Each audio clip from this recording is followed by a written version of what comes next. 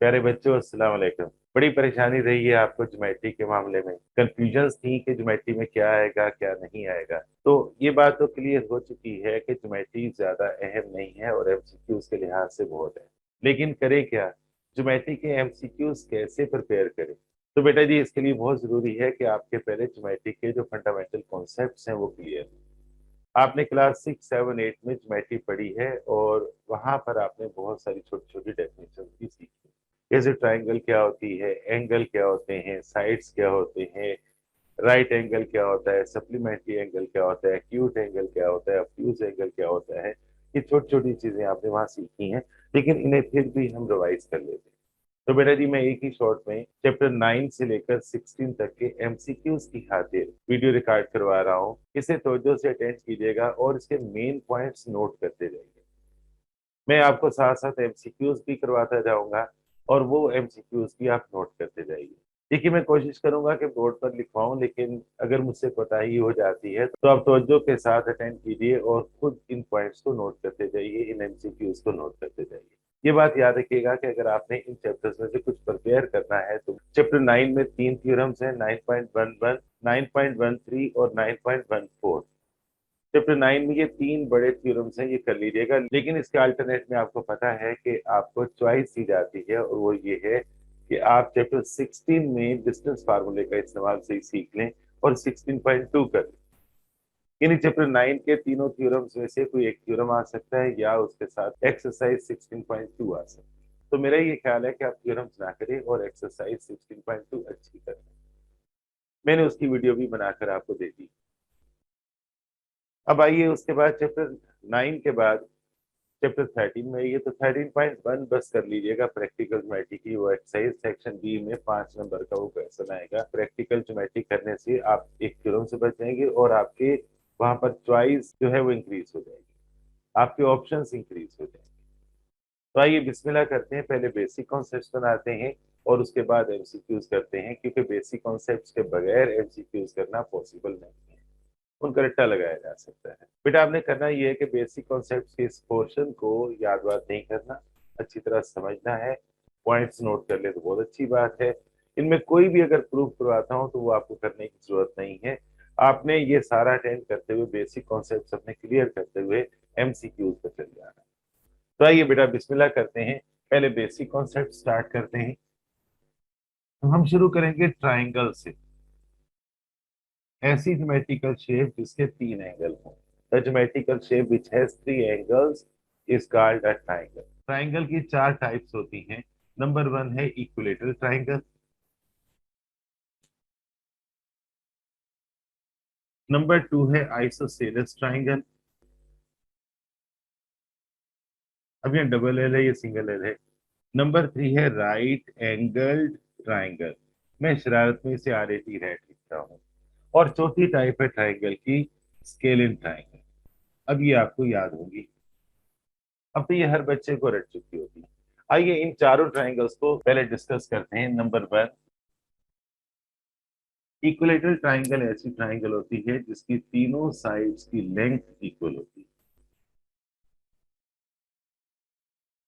Equilateral triangle ऐसी triangle होती है जिसकी तीनों साइड्स की लेंथ इक्वल होती है और तीनों इंटरनल एंगल्स भी बराबर होते हैं। क्योंकि हम जानते हैं कि तीनों एंगल्स का सम जो है 180 डिग्री होता है, इसलिए इसका हर एंगल 60 डिग्री, 60 डिग्री और 60 डिग्री है। इस ट्राइंगल को एक्यूट ट्राइंगल कहते हैं। एक्यूट ट्राइंगल हर उस ट्राइंगल को कहते हैं जिसके तीनों एंगल्स 90 डिग्री से कम हो। ये तो लाजमी है कि इक्विलेटरल ट्राइंगल एक्यूट ट्राइंगल है, लेकिन हर ट्राइंगल एक्यूट ट्राइंगल नहीं होती और हर एक्यूट ट्राइंगल भी इक्विलेटरल ट्राइंगल नहीं होती। ये भी पॉसिबल है, ये 30 डिग्री होता है, ये 70 डिग्री होता है और ये 80 डिग्री होता है। ऐसी सूरत में ये स्केलिन ट्राइंगल होती है जब इसके तीनों एंगल्स अनइक्वल होते हैं। आइसोसेलेस ट्राइंगल ऐसी ट्राइंगल को कहते हैं जिसकी दो साइड्स की लेंथ आपस में बराबर है। और याद रखिएगा, जब किसी ट्राइंगल की दो साइड्स की लेंथ बराबर होती है तो उनके अपोजिट एंगल्स भी आपस में बराबर होते हैं। और ये भी याद रखिएगा, ये कौन सी ट्राइंगल है? एक्यूट ट्राइंगल है। इक्विलेटरल ट्राइंगल भी एक्यूट ट्राइंगल होती है, लेकिन लाजमी नहीं है कि हर आइसोसेलेस ट्राइंगल एक्यूट ट्राइंगल। कैसे? अगर मैं इसे हैंगर की तरह बना दूं तो ये एंगल्स तो आपस में इक्वल होंगे क्योंकि अपोजिट साइड्स इक्वल हैं, लेकिन ये एंगल जो है 90 डिग्री से बड़ा होगा, चुनाचे ये एक्यूट ट्राइंगल नहीं कहलाएगा। तो साबित हुआ कि हर आइसोसेलेस ट्राइंगल जो है एक्यूट ट्राइंगल नहीं होती, लेकिन इक्विलेटरल ट्राइंगल हमेशा एक्यूट ट्राइंगल। थ्योरम्स की खातिर मैं आपको ये रिवाइज करा रहा हूँ। राइट एंगल ट्राइंगल पर आ जाइए। राइट एंगल ट्राइंगल ऐसी ट्राइंगल होती है जिसकी दो साइड्स के दरमियान एंगल राइट एंगल होता है, यानी 90 डिग्री होता है। ऐसी ट्राइंगल्स जिसमें दो साइड्स आपस में परपेंडिकुलर होती हैं राइट एंगल ट्राइंगल कहलाती है। और याद रखिएगा, इसकी सबसे बड़ी साइड को हाइपोटेनस कहते हैं। 90 डिग्री की अपोजिट साइड को हाइपोटेनस कहते हैं। और यहाँ फिजिक्स में आपने सीख रखा है कि अगर ये एंगल दे रखा हो तो इस साइड को, दोनों एंगल्स को जोड़ने वाली साइड को एडजेसेंट साइड या बेस कहते हैं। दोनों एंगल्स को जोड़ने वाली साइड को एडजेसेंट साइड या बेस कहते हैं, और गिवन एंगल की अपोजिट साइड को परपेंडिकुलर कहते हैं। चुनाचे राइट एंगल ट्राइंगल वो वाहिद ट्राइंगल है जिस पर पाइथागोरस थ्योरम अप्लाई किया जा सकता है। पाइथागोरस थ्योरम है कि दो साइड्स के स्क्वायर का सम जो है वो तीसरी साइड के स्क्वायर के बराबर होता है। राइट एंगल ट्राइंगल की एक और खूबी है कि इसकी तीनों साइड्स का रेशो बहुत पॉपुलर है। इन्हें ट्रिग्नोमेट्रिक रेशियोज कहते हैं। यानी अगर आप परपेंडिकुलर को हाइपोटेनस से डिवाइड कर देते हैं तो इसको साइन ऑफ गिवन एंगल कहते हैं। अगर गिवन एंगल ये वाला थीटा मान लिया जाए तो ये साइन थीटा होगा। अगर बेस को हाइपोटेनस से डिवाइड किया जाए तो इसे कोसाइन ऑफ गिवन एंगल यानी कोस थीटा कहते हैं। और अगर परपेंडिकुलर को बेस से डिवाइड कर दिया जाए तो इसे टेंजेंट ऑफ गिवन एंगल यानी टेन थीटा कहते हैं। इनके रेसिप्रोकल्स भी हैं। हाइपोटेनस को परपेंडिकुलर से डिवाइड करोगे तो साइन थीटा का रेसिप्रोकल यानी कोसेक थीटा आएगा। इसी तरह से बेस अपान हाइपोटेनस की बजाय अगर आप हाइपोटेनस अपान बेस करोगे तो आपके पास कोस थीटा का रेसिप्रोकल सेक थीटा आएगा। परपेंडिकुलर अपान बेस की बजाय अगर आप उलट करके बेस अपान परपेंडिकुलर करते हो तो ये कोट थीटा होगा, कोटेंजेंट आपकी बनेगी। तो राइट एंगल ट्राइंगल बड़ी वर्सटाइल ट्राइंगल है। इसमें एक एंगल 90 डिग्री होता है और बकिया दोनों एंगल्स का सम, इस एंगल का और इस एंगल का जो सम है वो 90 डिग्री होता है। अब यहाँ पर कुछ फंडामेंटल सीख लीजिएगा। Number one, acute angle. Acute angle ऐसा एंगल होता है जो 90 डिग्री से छोटा हो। ऑब्ट्यूज एंगल ऐसा एंगल होता है जो 90 डिग्री से बड़ा हो। अगर दो एंगल्स का sum of two angles, sum of two angles, अगर दो एंगल्स का सम 90 डिग्री हो तो उन दोनों एंगल्स को एक दूसरे का कॉम्प्लीमेंट्री कहते हैं। चुनांचे ये एंगल कहलाता है कॉम्प्लीमेंट्री। अगर दो या दो से ज्यादा एंगल्स का सम 180 डिग्री के बराबर हो तो इसको कहते हैं सप्लीमेंट्री। अगर थीटा 90 डिग्री के बराबर हो तो इस एंगल को राइट एंगल कहते हैं। अगर एंगल 90 डिग्री के बराबर हो, कोई एक एंगल 90 डिग्री के बराबर हो तो इसे राइट एंगल कहते हैं। Number four, scale in triangle. ऐसी ट्राइंगल होती है जिसकी तीनों साइड्स की लेंथ आपस में बिल्कुल बराबर नहीं होती। तीनों की लेंथ बिल्कुल एक दूसरे से डिफरेंट होती है, यानी ये लेंथ, ये लेंथ, ये लेंथ, तीनों लेंथ आपस में बराबर नहीं। अगर किसी ट्राइंगल की तीनों साइड्स की लेंथ आपस में बिल्कुल बराबर ना हो तो ऐसी ट्राइंगल को स्केल इन ट्राइंगल कहते हैं। और याद रखिएगा, इसके एंगल्स भी आपस में बराबर नहीं होते, लेकिन तीनों एंगल्स का सम 180 डिग्री लाजमी होता है। अब मैं ट्राइंगल के बारे में कुछ और फंडामेंटल्स आपको बताता हूँ जो बहुत ज्यादा जरूरी हैं, कुछ और बेसिक्स बताता हूँ जो बहुत ज्यादा जरूरी है। Number one, median. देखिए, मीडियन उस लाइन को कहते हैं जो किसी ट्राइंगल के एक वर्टेक्स और अपोजिट साइड के मिड पॉइंट को जोड़े। यानी एक वर्टेक्स ये है और अपोजिट साइड का मिड पॉइंट ये है। मिड पॉइंट आप जानते हैं ना, ऐसा पॉइंट होता है जो किसी साइड को दो बराबर हिस्सों में डिवाइड करता है। तो एक वर्टेक्स और अपोजिट साइड के मिड पॉइंट को जोड़ने वाली लाइन को आप मीडियन कहेंगे। तो मीडियन क्या है? एक वर्टेक्स और अपोजिट साइड के मिड पॉइंट को जोड़ने वाली लाइन। इसी तरह अगर आप इस साइड, मान लीजिए ये ए है, ये बी है, ये सी है, अगर आप ए और सी का मिड पॉइंट फाइंड करते हैं, यानी इस साइड को दो बराबर हिस्सों में डिवाइड करते हैं, तो इस साइड के मिड पॉइंट और इस वर्टेक्स को जोड़ने वाली लाइन सेकंड मीडियन होगी। इसी तरह इस साइड का मिड पॉइंट गालबन ये निकलता है। अगर आप इस वर्टेक्स को अपोजिट साइड के मिड पॉइंट से जोड़ते हैं तो मीडियन क्या है? तो मीडियन क्या है? The line which joins a vertex and midpoint of opposite side is called median। तो मीडियन की डेफिनेशन जेन में बिठा लीजिएगा कि मीडियन वो लाइन है जो ट्राइंगल के एक वर्टेक्स से शुरू हो और अपोजिट साइड के मिड पॉइंट को मिलाए। और हर ट्राइंगल में तीन मीडियंस बनाए जा सकते हैं कि तीनों मीडियंस जिस पॉइंट पर इंटरसेक्ट करते हैं उस पॉइंट को सेंट्रॉइड कहते हैं। याद रखिएगा, point of intersection of medians is called centroid। एक और खूबी है इसकी, देखिए मीडियंस के इस सेंट्रॉइड ने हर मीडियन को दो हिस्सों में ब्रेक कर दिया है, यहां से यहां तक और यहां से यहां तक। जब मेयर किया जाए तो इसकी जो लेंथ है इसकी लेंथ के मुकाबले में डबल होती है। यानी मीडियंस का जो पॉइंट ऑफ कंकरेंसी होता है, या देखिएगा दो लाइनें आपस में कट करती हैं तो उस पॉइंट को, दो लाइनें आपस में कट करें तो उस पॉइंट को पॉइंट ऑफ इंटरसेक्शन कहते हैं। और अगर तीसरी लाइन भी उससे गुजरे तो इसको पॉइंट ऑफ कन्फरेंसी कहते हैं। तो सेंट्रॉइड मीडियन को 2:1 के रेशो से डिवाइड कर देता है। वर्टेक्स से लेकर सेंट्रॉइड तक का डिस्टेंस 2 होता है, ट्वाइस होता है, डबल होता है। और रिमेनिंग डिस्टेंस यानी सेंट्रॉइड से लेकर मिड पॉइंट तक का डिस्टेंस इसका आधा होता है। सेंट्रॉइड वो पॉइंट है जो मीडियंस को ट्राइसेक्ट करता हो। ट्राइसेक्ट करने का मतलब ये है कि 2:1 के रेशो से डिवाइड करता है। Second concept, altitude.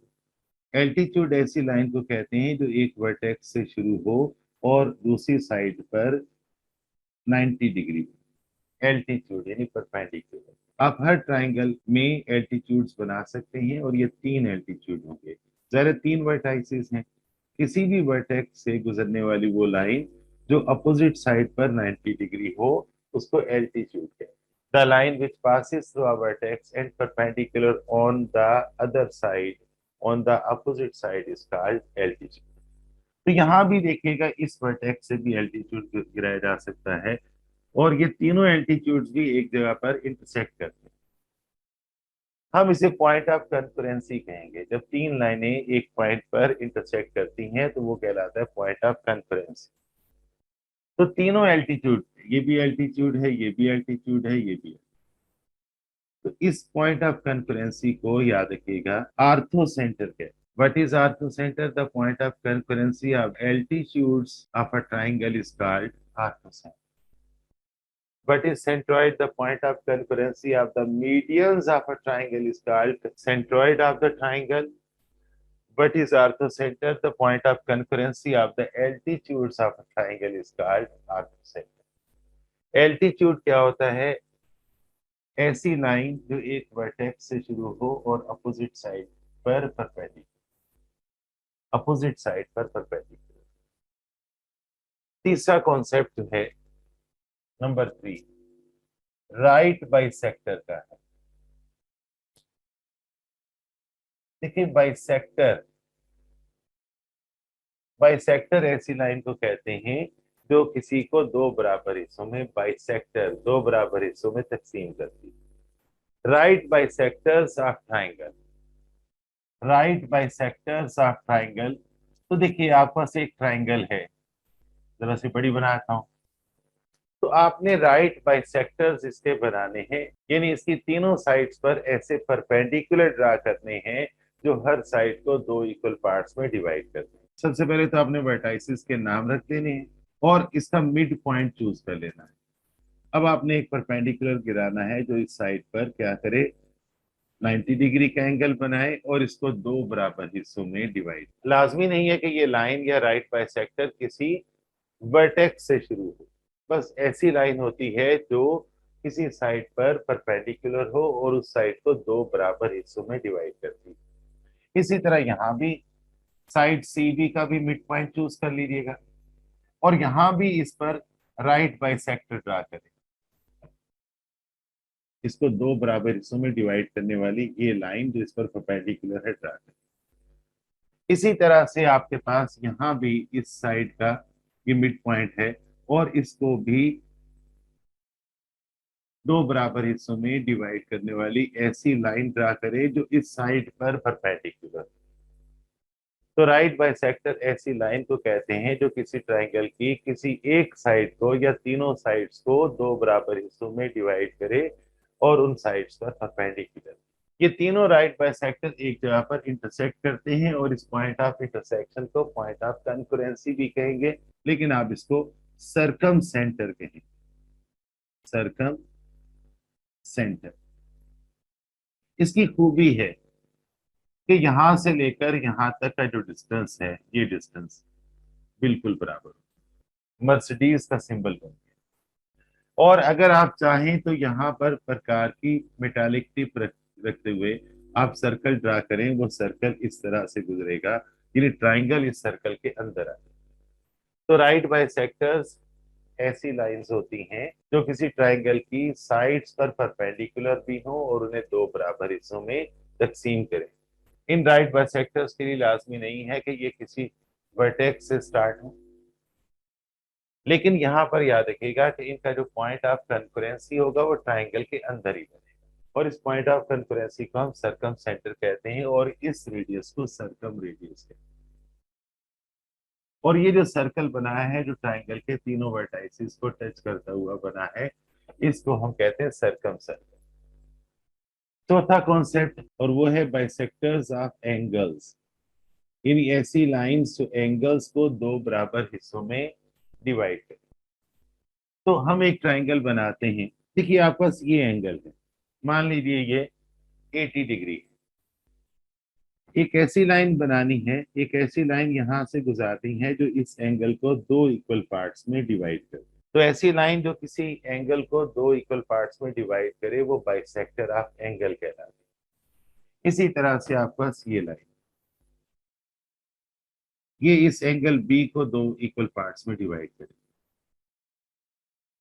इसी तरह से ये आपके पास है, इसके भी दोनों एंगल्स को इक्वली डिवाइड करने वाली, यहाँ भी दोनों एंगल्स को इक्वली डिवाइड करने वाली, दोनों एंगल्स को इक्वली डिवाइड करने वाली इन लाइंस को बाइसेक्टर्स ऑफ एंगल्स कहते हैं। और यहाँ जो इनका पॉइंट ऑफ कॉन्करेंसी है, इस पॉइंट ऑफ कॉन्करेंसी को इन सेंटर कहते हैं, इन सेंटर।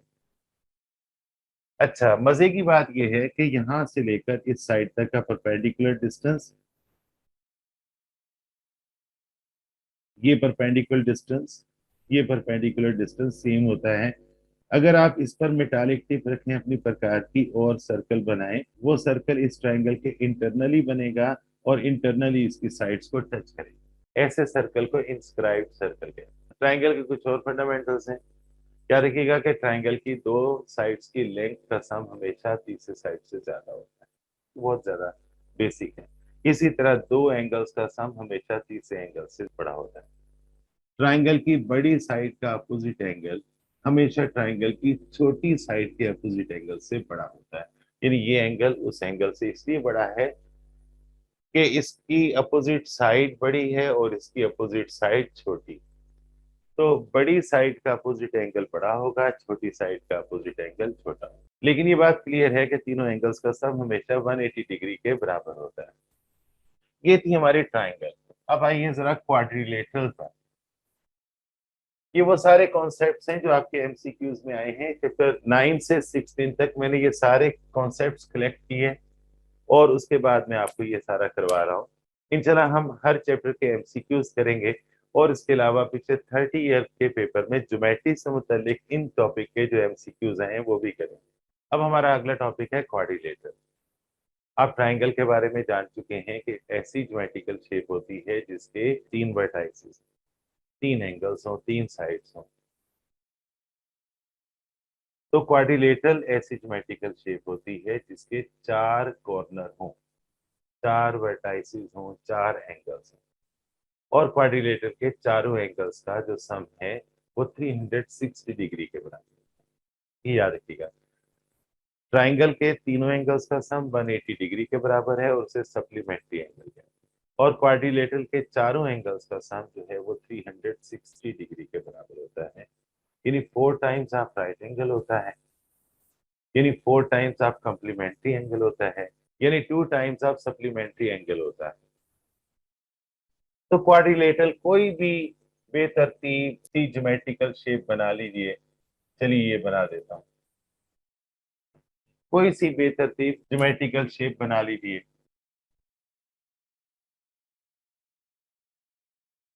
ये बना दी। लाजमी नहीं है कि कोई साइड इसके किसी साइड के लाजमी नहीं है कि कोई साइड किसी साइड के पैरेलल। ये सारे क्वाड्रिलेटरल। लेकिन क्वाड्रिलेटरल की भी कुछ फंडामेंटल टाइप्स होती हैं। हर 4 कोनों वाली शक्ल को क्वाड्रिलेटरल कहते हैं। इसकी भी बहुत सारी टाइप्स होती हैं। जैसे एक टाइप है पैरेललोग्राम। पैरेललोग्राम ऐसा क्वाड्रिलेटरल होता है जिसकी अपोजिट साइड्स इक्वल भी होती हैं, पैरेलल भी होती हैं। जिसका pair of opposite sides equal और पैरेलल होता है वो पैरेललोग्राम। अपोजिट साइड्स की लेंथ इस साइड की लेंथ इस साइड की लेंथ के बराबर और इस साइड की लेंथ इस साइड की लेंथ के बराबर। मान लीजिए ये आपस ए बी सी डी है, तो आप कहेंगे ए बी और डी सी आपस में इक्वल है और ए डी और बी सी की लेंथ भी आपस में इक्वल है। पैरेललोग्राम की खूबी ये है कि इसका कोई भी एंगल 90 डिग्री के बराबर नहीं होता।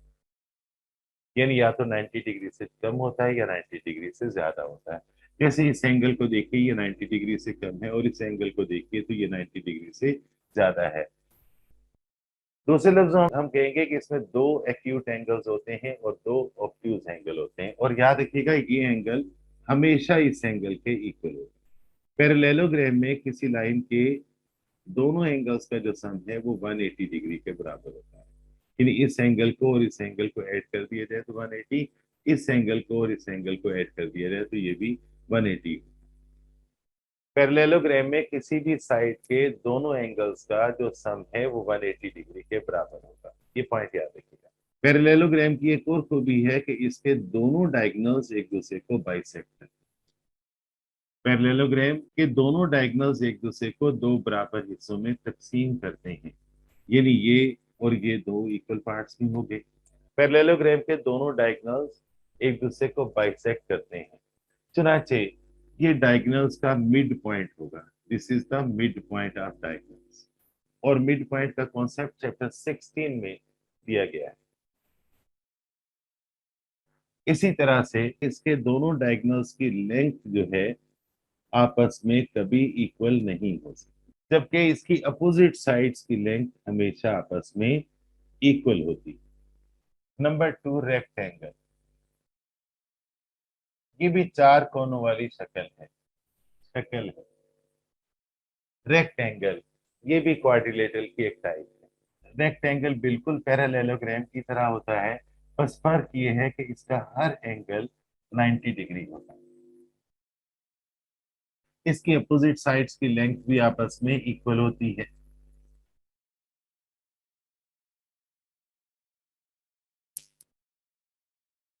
हर एंगल 90 डिग्री होता है और इसके डायगोनल्स एक दूसरे को बाइसेक्ट तो करते ही हैं, लेकिन डायगोनल्स की लेंथ भी इक्वल होती है। यानी आप यहाँ कह सकते हैं कि इसके अपोजिट साइड्स की लेंथ आपस में बराबर होती है।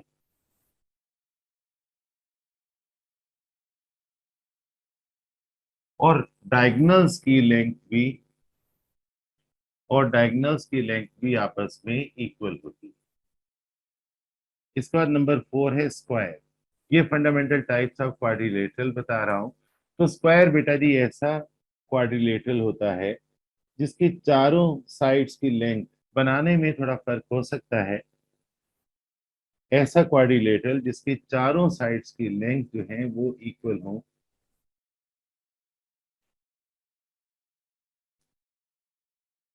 चारों साइड्स की लेंथ इक्वल हो, चारों साइड्स एक दूसरे पर परपेंडिकुलर हो, यानी चारों एंगल्स राइट एंगल्स हो, 90 डिग्री हो, और डायगोनल्स की लेंथ भी इक्वल हो, और डायगोनल्स एक दूसरे को बाइसेक्ट भी करें। तो इसमें सारी खूबियां पाई जाती हैं जो रेक्टेंगल की हैं। बस एक करेक्टरिस्टिक डिफरेंट है, और वो ये है कि रेक्टेंगल की अपोजिट साइड्स इक्वल होती थी, और इसकी अपोजिट साइड्स भी इक्वल हैं, बल्कि चारों साइड्स इक्वल। स्क्वायर की बिगड़ी हुई शक्ल को रोम्बस कहते हैं। रोम्बस, स्क्वायर की बिगड़ी हुई शेप को रोम्बस कहते हैं। रोम्बस ऐसे स्क्वायर को कहते हैं जिसकी चारों साइड्स की लेंथ इक्वल हो, लेकिन डायगोनल्स की लेंथ आपस में इक्वल ना हो, जिसके चारों एंगल्स भी राइट एंगल ना हो। स्क्वायर के चारों एंगल्स जो हैं वो राइट एंगल हैं, जबकि रोम्बस के चारों एंगल्स जो हैं वो राइट एंगल यानी 90 डिग्री नहीं है। स्क्वायर के चारों एंगल्स 90 डिग्री हैं, और इसके चारों एंगल्स या तो एक्यूट हैं या फिर ऑब्ट्यूज हैं। लेकिन ये बात याद रखिएगा कि है क्वाड्रिलेटरल, इसकी चारों साइड्स की लेंथ इक्वल है, लेकिन इसके डायगोनल्स इक्वल नहीं होते, और इसकी चारों साइड्स की लेंथ भी इक्वल होती है, और डायगोनल्स की लेंथ भी इक्वल होती है। क्वाड्रिलेटरल की एक और टाइप है जिसे ट्रेपेजियम कहते हैं।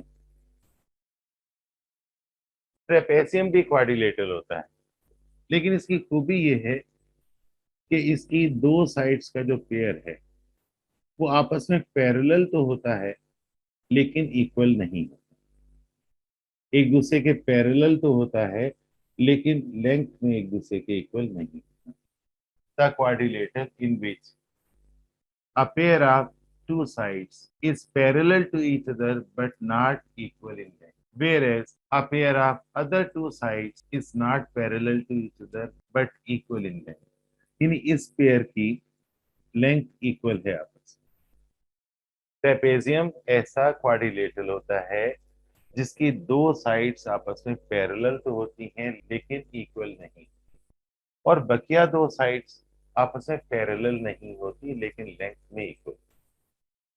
तो ये जनाब आपके फंडामेंटल कॉन्सेप्ट्स थे क्वाड्रिलेटरल के। अब आइए इसके बाद हम स्ट्रेट लाइन को स्टडी करते हैं। स्ट्रेट लाइन ऐसी लाइन को कहते हैं जो दो पॉइंट्स को जोड़ती है। यहाँ पर याद रखिएगा कि यहाँ पर किसी भी पॉइंट का जो कोऑर्डिनेट होता है ऐसा डिस्टेंस होता है जो किसी भी एक्सिस से लिया जाता है।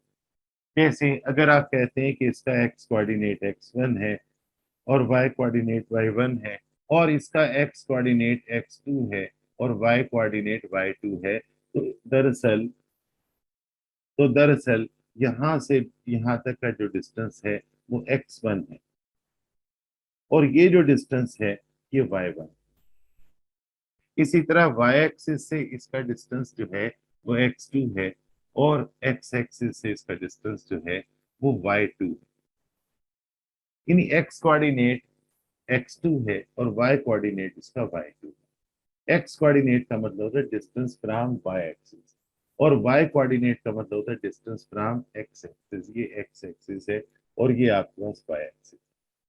अगर आपने दोनों लाइनों के दरमियान डिस्टेंस फाइंड करना हो तो दरअसल आप इस लाइन का लेंथ फाइंड करना चाहिए। और डिस्टेंस फार्मूला यहाँ पर जो आपने सीखा है चैप्टर 16 में, वो है mod A B is equal to under x2 minus x1 का square plus y2 minus y1 का square. Second concept straight line के लिए मिड पॉइंट फार्मूला है। मिड पॉइंट ऐसे पॉइंट को कहते हैं जो किसी लाइन को दो इक्वल पार्ट्स में डिवाइड करता हो। मान लीजिए ये लाइन का फर्स्ट एंड पॉइंट है ये x1 y1, ये सेकंड एंड पॉइंट है Px2y2 और C इसका मिड पॉइंट है, यानी C इसको दो बराबर हिस्सों में डिवाइड कर रहा है, ब्रेक कर रहा है। तो C के लिए मिड पॉइंट फार्मूला जो है वो इस तरह से होगा कि आप दोनों पॉइंट्स के x कोऑर्डिनेट्स को ऐड करके 2 से डिवाइड करेंगे और फिर दोनों के y कोऑर्डिनेट्स को ऐड करके 2 से डिवाइड। तो ये जनाब पूरी थ्योरी थी और आपने ये याद रखनी है, याद करनी नहीं है। किसी भी चैप्टर के एमसीक्यूज की खातिर जो मैं उसकी शुरू में थ्योरी करवाता हूँ वो आपने याद नहीं करनी, वो याद रखनी है। वहां डेरिवेशंस आपने याद नहीं करनी, फार्मूले ड्राइव किए हैं बिल्कुल नहीं करने। जैसे लोगरिथम में मैंने बहुत डिटेल के साथ थ्योरी रिवाइज करवाई, आपके कॉन्सेप्ट बनाई, कहीं कहीं स्लिप ऑफ टंग भी हुआ, जुबान भी फिसली। जैसे एक जगह पर मैंने आपको सिखाना था कि log with base A of m into N is equal to log A m plus log A N. तो यहाँ दो गलतियां हुई। डेरिवेशन करते करते मैं m प्लस एन जो था उसे गलती से m प्लस एन लिख गया, माजरत, m प्लस एन लिख गया। जब मैंने बाद में वीडियो देखी तो बड़ी शर्मिंदगी हुई। लेकिन जाहिर है पीछे हम कहते आ रहे हैं कि आपने मल्टीप्लाई करना है दोनों एक्सपोनेंशियल फॉर्म। तो याद रखिएगा यहाँ पर गलती से प्लस का साइन आ गया और ये पॉसिबल नहीं है। ये सबसे बड़ी गलती है कि आप दो ऐड होने वाली वैल्यूज पर लॉगरिथम लगाएं और फिर दोनों पर इंडिविजुअली लॉगरिथम लगाकर दोनों को ऐड करें। ये पॉसिबल नहीं। तो ये गलती हुई जो आपको करेक्ट कर लेनी है उस लेक्चर में, और इसे m इंटू एन कहेंगे। तो लॉगरिथम के फंडामेंटल कॉन्सेप्ट्स का, लॉगरिथम के बेसिक्स का जो 1 घंटे तक का वीडियो है शुरू का, वो बड़ी तवज्जो से अटेंड कीजिए, उसके पॉइंट नोट कीजिए। लेकिन उसमें कोई डेरिवेशन याद करने की जरूरत नहीं, एग्जाम में बिल्कुल नहीं आता, वो आपकी नॉलेज के लिए प्रैक्टिस करवाई गई है। ठीक है बेटा जी। तो जब मैं आपको इतनी डिटेल से थ्योरी करवाता हूँ एमसीक्यूज की खातिर, तो वो सिर्फ आपने रिलैक्स होकर अटेंड करनी होती है, उसके पॉइंट्स नोट करना होते हैं, कोई डेरिवेशन नहीं करना होती, कोई प्रैक्टिस नहीं करना होती। आप वो थ्योरी अटेंड करके फिर एमसीक्यूज करते हैं तो बहुत अच्छी तरह से आपको एमसीक्यूज समझ आते हैं। लेकिन अगर आप चाहें कि डायरेक्ट एमसीक्यूज आपको समझ आ जाए तो बेटा वो जरा मुश्किल होता है।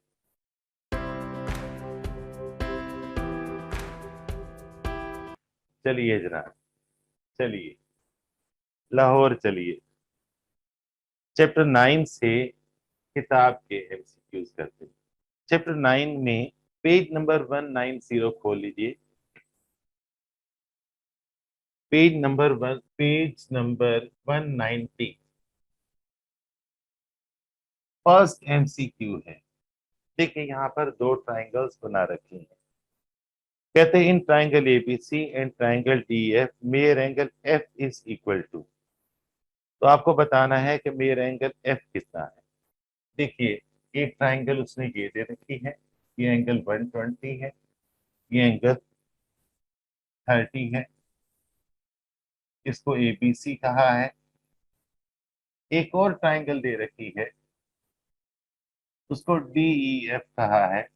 दोनों ट्राइंगल्स के बारे में कहता है ट्राइंगल एबीसी कंग्रुएंट है ट्राइंगल डीईएफ। देखिए दोनों ट्राइंगल्स कंग्रुएंट हैं। अगर कंग्रुएंट है और ये एंगल इसके बराबर है तो ये एंगल इसके बराबर होगा, दोनों 30 डिग्री। अब देखिए 120 प्लस 30 150 होता है। 150 को 180 में से माइनस कर दें क्योंकि तीनों एंगल्स का सम 180 होना चाहिए, तो आपके पास 30 डिग्री है। तो इसका ऑप्शन सी करेक्ट है, 30 डिग्री। ये एंगल कितना होना चाहिए? 30 डिग्री होना चाहिए। कहता है दो ट्राइंगल्स कंग्रुएंट हैं एबीसी और डीएफ। कहते हैं measure angle F is equal to, चार ऑप्शंस हैं। ए है 90 डिग्री, बी है 60 डिग्री, सी है 30 डिग्री और डी है 20 डिग्री। तो D option correct. Question number 2 जो है वो ट्रू फॉल्स का है, वो आपने खुद करना है। Question number 3 fill in the blanks का है, वो भी आपने खुद करना है। क्वेश्चन नंबर 4 पर आ जाइए।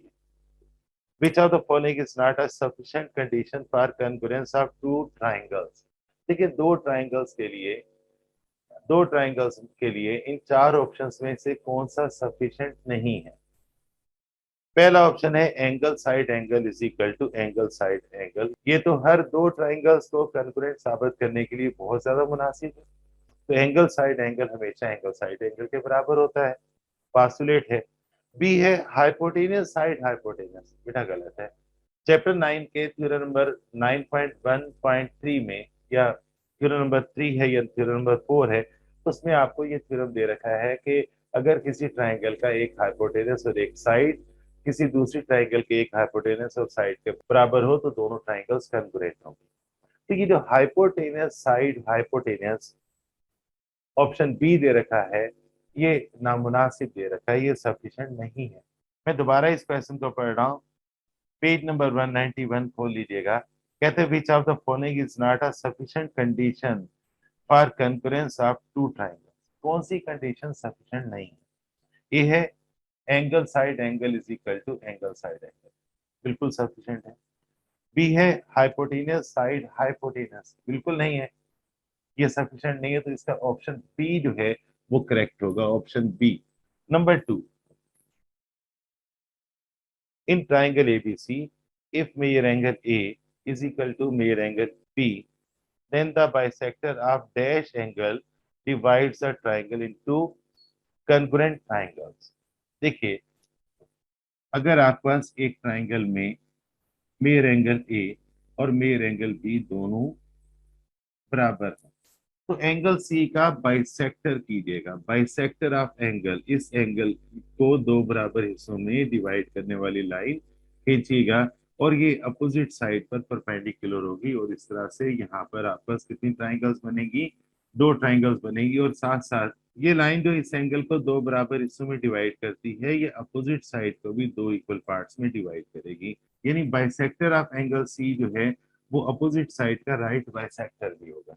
तो आपको कहता है in triangle ABC if angle A is equal to angle B, then the bisector of dash angle, तो ज़ाहिर बचा कौन सा एंगल? C angle. तो यहाँ पर इसका ऑप्शन सी जो है, angle C, correct. Question number 4 का सेकंड पार्ट। क्वेश्चन नंबर 4 का third part, the diagonal of dash does not divide it into two congruent triangles। The diagonal of dash does not divide it into two congruent triangles। चार option दे रखे हैं। ए में rectangle, यानी rectangle का diagonal इसको दो कॉन्ग्रुएंट ट्राइंगल्स में डिवाइड नहीं करता। बी है ट्रेपेजियम, यानी ट्रेपेजियम का डायगोनल इसको दो इक्वल पार्ट्स में डिवाइड नहीं करता। इसी तरह सी है पैरेललोग्राम और डी है स्क्वायर। तो इसका आंसर है ट्रेपेजियम। डी का ऑप्शन जो है वो बी है। देखिए ट्रेपेजियम, देखिए ट्रेपेजियम जो है ऐसा क्वाड्रिलेटरल होता है जिसकी दो अपोजिट साइड पैरेलल होती है लेकिन लेंथ में इक्वल नहीं होती, और रिमेनिंग टू साइड्स जो हैं वो पैरेलल नहीं होती लेकिन लेंथ में इक्वल होती हैं।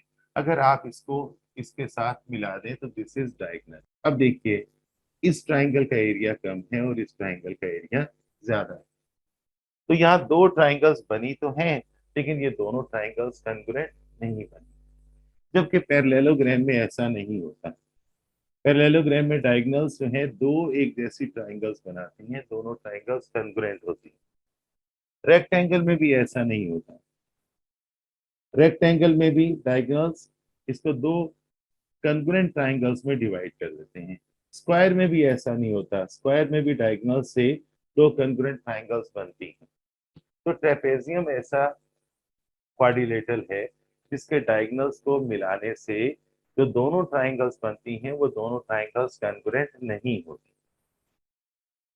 इसके बाद है fourth part, how many acute angles are there in an acute angle triangle. Acute angle triangle आप जानते हैं ऐसी ट्राइंगल होती है जिसके तीनों एंगल्स लेस देन 90 डिग्री। तो how many acute angles are there in an acute angle triangle. अब एंगल्स की तादाद लिखी है चारों ऑप्शंस में। ए पार्ट में कहते हैं 1, बी पार्ट में कहते हैं 2, सी पार्ट में कहते हैं 3 और डी पार्ट में कहते हैं नॉट मोर देन 2। तो आप याद रखिएगा कि एक्यूट ट्राइंगल में तीनों एंगल्स जो हैं वो एक्यूट है। ये था हमारा चैप्टर नंबर 9। अब आइए चैप्टर नंबर 10 पर। चैप्टर नंबर 10 में पेज नंबर 201 पर आ जाए। Tick the correct answer. Question number 2 का फर्स्ट पार्ट। फर्स्ट है diagonals of a square are dash to each other. A है परपेंडिकुलर, बी है नॉन कॉन्ग्रुएंट, सी है कॉन्ग्रुएंट और डी है बोथ एंड्स। तो याद रखिएगा कि स्क्वायर के दोनों डायगोनल्स जो हैं, स्क्वायर के दोनों डायगोनल्स, स्क्वायर के ये डायगोनल भी और ये डायगोनल भी एक दूसरे परपेंडिकुलर भी होते हैं और लंबाई में दोनों डायगोनल्स बराबर भी होते हैं। इसका जो ऑप्शन है डी वो correct. Second, sum of the measure of interior angles of a quadrilateral is. मैंने आपको थ्योरी में समझाया टू राइट एंगल्स, गलत। बी फोर राइट एंगल्स, तो इसका ऑप्शन बी करेक्ट है। Sum of the measure of interior angles of a quadrilateral. Quadrilateral आप जानते हैं चार कोनों वाली शक्ल को कहते हैं, और क्वाड्रिलेटरल के चारों एंगल्स का सम जो है 360 डिग्री होता है, और 360 डिग्री जो है वो 4 टाइम्स ऑफ 90 डिग्री होगा, यानी 4 राइट एंगल्स बनाता है। तो इसका ऑप्शन बी करेक्ट है। Number 3, measure of a line segment joining the midpoints of AB and AC of triangle ABC is 3.5 centimeter. Then measure of side BC is। देखिए आपको यहाँ ट्राइंगल दे रखी है, मान लीजिए ये ए बी सी। कहते हैं measure of a line segment joining the mid points of A B and A C. A B और ए सी ये दोनों जो हैं, इन दोनों के मिड पॉइंट्स को जोड़ने वाली लाइन 3.5 दे रखी है, 3.5 सेंटीमीटर। कहते हैं इस लाइन की लेंथ क्या होगी। ये शानदार थ्योरम है आपका। अगर दो साइड्स के मिड पॉइंट्स को मिलाया जाए तो ये लाइन थर्ड साइड के पैरेलल भी होगी और थर्ड साइड से आधी भी होगी, यानी ट्राइंगल की थर्ड साइड जो है इस लाइन के डबल होगी। तो ये डबल कर लीजिएगा, 3.5 का डबल क्या होगा, 7.0 सेंटीमीटर। तो मेयर ए बी आपके पास होगा 7 सेंटीमीटर। तो इसका ऑप्शन डी करेक्ट। कहते हैं two medians A D and B. Fourth part, two medians AD and B of triangle ABC intersect each other at G। आप जानते हैं point of intersection of medians क्या कहलाता है, centroid. If measure GD is 1.7 centimetre then measure AG। देखिए आपके पास एक triangle है ABC, और बी और सी का इस साइड का जो मिड पॉइंट है वो डी, और ए और सी का जो मिड पॉइंट है वो ई। ये एक मीडियन हो गया, ये एक मीडियन हो गया। वो कहते हैं दिस इज जी। इसको आप सेंट्रोइड कहते हैं। Two medians A D and B of triangle A B C intersect each other. देखिए इंटरसेक्ट कर रहे हैं at G. If measure G D, if measure G D ये दे रखा है, इफ मेयर जी डी मैं यहां लिख रहता हूं, if measure G D 1.7 centimetre हो तो आपको बताना है ये मेयर ए जी है, मेयर ए जी, ये मेयर जी डी है। आपको बताना है ये कितना होगा। तो आपको पता है मैंने आपको बताया था कि इसके मुकाबले में इसकी लेंथ डबल होती है। अगर ये 1 है तो ये 2 है, और अगर ये 1.7 है तो ये 1.7 का डबल, यानी ट्वाइस ऑफ 1.7, 3.4 सेंटीमीटर होगा। तो इसका जो करेक्ट आंसर है वो सी है। किताब में कुछ आंसर गलत है। Fifth part, is sum of the measure of angle A and measure angle C of a parallelogram ABCD is 130 degree, then measure angle B कितना होगा। आइए बना के देखते हैं। ये parallelogram A B C D, measure angle A और measure angle सी का जो सम है 130 डिग्री, यानी measure angle A plus measure angle C is equal to 130 degree. और आप जानते हैं ये दोनों बराबर होते हैं, यानी मेयर एंगल ए और मेयर एंगल सी बराबर हैं, तो आप इसकी जगह मेयर एंगल सी की जगह भी मेयर एंगल ए ही लिख सकते हैं। तो ट्वाइस ऑफ मेयर एंगल ए आपके पास आया 130 degree.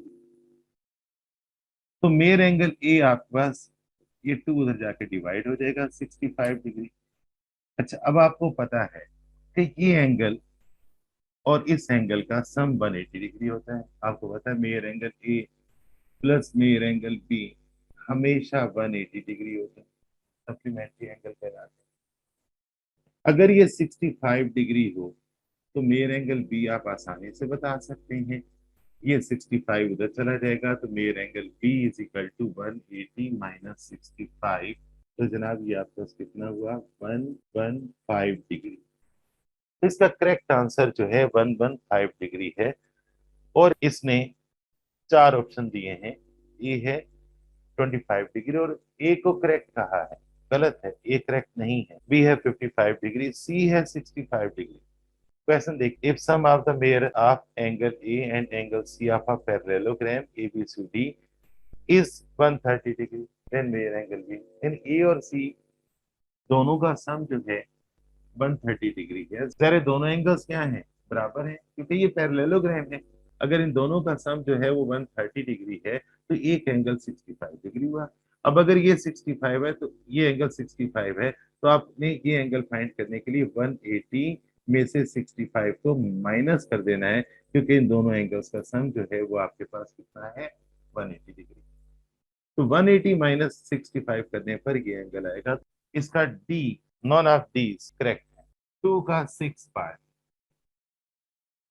If opposite angles of a quadrilateral are equal in measures and none of them is a right angle, अगर अपोजिट एंगल बराबर हो क्वाड्रिलेटरल के और उनमें से कोई भी 90 डिग्री ना हो, then the quadrilateral is a parallelogram. तो इसका ऑप्शन बी करेक्ट है। देखा थियरी समझने का कितना फायदा होता है। Seventh part, centroid is the common point of intersection of medians, ये भी हम थ्योरी में सीख चुके हैं। Eighth part, a point on median of a triangle is, option A इसका करेक्ट लगता है, लेकिन सोचिएगा कि क्या ये वाकई करेक्ट। अगर करेक्ट है तो आप कमेंट्स में यस लिखिएगा, और अगर नहीं है तो आप लिखिएगा नो। किताब का आंसर ये है, क्या ये मजाक है।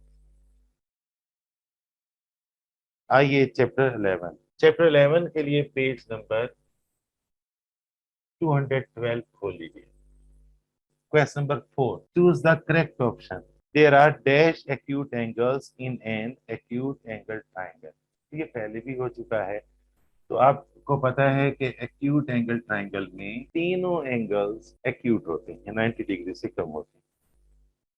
Number 2, a point equidistant from the end points of a line segment is on the dash of it। देखिए ये आपका एक लाइन है, अगर मैं इस पर एक ऐसा परपेंडिकुलर गिराता हूं जो इसे दो बराबर हिस्सों में डिवाइड कर, ये गिवन लाइन के एंड पॉइंट्स है ए और बी। ये है right bisector on A B या right bisector of A B. तो राइट बाइसेक्टर ऐसी लाइन को कहते हैं जो किसी दूसरी लाइन पर परपेंडिकुलर हो और उस दूसरी लाइन को दो बराबर हिस्सों में डिवाइड कर दे, यानी ये इसके साथ 90 डिग्री एंगल बनाती है। अब इस राइट बाइसेक्टर पर कोई भी पॉइंट ले लीजिए, यहाँ ले लीजिए, यहाँ ले लीजिए, तो यहाँ से लेकर यहाँ तक और यहाँ से लेकर यहाँ तक, यहाँ से लेकर यहाँ तक और यहाँ से लेकर यहाँ तक, यहाँ से लेकर यहाँ तक और यहाँ से लेकर यहाँ तक, डिस्टेंस क्या होगा, इक्वल होगा। तो यही बात वो कह रहा है, a point equidistant from the end points of a line segment is on the dash of it। तो ए ऑप्शन है is on the right bisector। Right bisector का हर पॉइंट दूसरी लाइन के एंड पॉइंट से इक्वल डिस्टेंस पर होता है। Number 3, Dash of the sides of an acute triangle intersect each other inside the triangle. Dash of the sides of an acute triangle. Acute triangle के dash intersect करते हैं each other inside the triangle. तो ये याद रखिएगा कि किसी भी ट्राइंगल के राइट बाइसेक्टर्स जो हैं वो ट्राइंगल के अंदर एक दूसरे को इंटरसेक्ट करते हैं। तो यहाँ ऑप्शन बी करेक्ट। इसके बाद फोर्थ पार्ट प्रिंट ही नहीं हुआ। The bisectors of the angles of triangle are concurrent. किसी ट्राइंगल के तीनों एंगल्स के जो बाइसेक्टर्स हैं वो एक दूसरे पर कंकरेंट होते हैं और इस पॉइंट ऑफ कंकरेंसी को इन सेंटर कहते हैं। तो कंकरेंट होते हैं। इसका आंसर ए थी। चैप्टर 12 में फिल इन द ब्लैंक्स आपने देख लेनी है, समरी आपने देख लेनी है। पेज नंबर 222 पर आ जाएगी। क्वेश्चन नंबर 3 का फर्स्ट पार्ट है, कहता है measure of one side of an equilateral triangle is 6 centimetre. एक इक्विलेटरल ट्राइंगल की एक साइड की लंबाई 6 सेंटीमीटर है। Then the length of its median is dash 9 centimetre. देखिए ये आपके पास इक्विलेटरल ट्राइंगल है। आप जानते हैं ऐसी ट्राइंगल जिसकी तीनों साइड्स की लेंथ बराबर हो, ये 6 सेंटीमीटर दे रहे हैं। अब ये साइड भी 6 सेंटीमीटर होगी। आपने इसका मिड पॉइंट लेना है, तो दो इक्वल पार्ट में डिवाइड कर दो। तो ये लेंथ जो है ये होती है 3 सेंटीमीटर। अब एक वर्टेक्स को अपोजिट साइड के मिड पॉइंट से मिलाने वाले को मीडियन कहते हैं। तो आपने मीडियन बना लिया। अब जाहिर है आप जानते हैं कि ये एक ट्राइंगल बनी, ये आपस एक ट्राइंगल बनी। इसकी दोनों साइड्स की लेंथ का जो एडिशन है वो इस मीडियन की लेंथ से बड़ा ही तो होना चाहिए। हमने सीखा है ना कि किसी भी ट्राइंगल की दो साइड्स की लेंथ का एडिशन हमेशा तीसरी साइड की लेंथ से ज्यादा होता है। तो यहाँ पर आंसर होगा less than 9 centimetre. Number 2, parameter of a triangle is 22 centimetre, then the length of its diagonal is dash 11 centimetre. एक रेक्टेंगल का पैरामीटर, पैरामीटर ये है रेक्टेंगल, इसके चारों साइड्स की लेंथ मान लीजिए ये x है तो ये भी x, ये y है तो ये भी y। तो इसका पैरामीटर क्या हुआ, x plus Y plus X plus Y, यानी 2x प्लस 2y जो है 22 सेंटीमीटर। 2 से डिवाइड करें तो x plus Y is equal to 11 centimetre. यानी इन दोनों को ऐड किया जाए तो 11। मान लीजिए ये 8 सेंटीमीटर है और ये 3 सेंटीमीटर है, या मान लीजिए ये 7 सेंटीमीटर है और ये 4 सेंटीमीटर है। Parameter of a rectangle is 22 centimetre, then the length of its median is dash 10 11 centimetre. तो ये इसका डायगोनल है। भाई अगर ये दोनों का सम 11 है तो डायगोनल 11 से छोटा ही होगा ना। तो यहाँ पर ऑप्शन क्या आएगा, सी, लेस देन। डायगोनल जो है वो 11 सेंटीमीटर से छोटा होगा। चैप्टर 13, चैप्टर 13 का क्वेश्चन नंबर 2 जो है वो एमसीक्यूज पर मुश्तमिल है। इससे पहले फिल इन द ब्लैंक्स में देख लीजिएगा। तो क्वेश्चन नंबर 2 देखते हैं, किताब खोल लीजिएगा पेज नंबर 233 पर। मैं बार बार चैप्टर बोल रहा हूँ, हालांकि ये यूनिट है, यूनिट नंबर 30। क्वेश्चन नंबर 2 का first,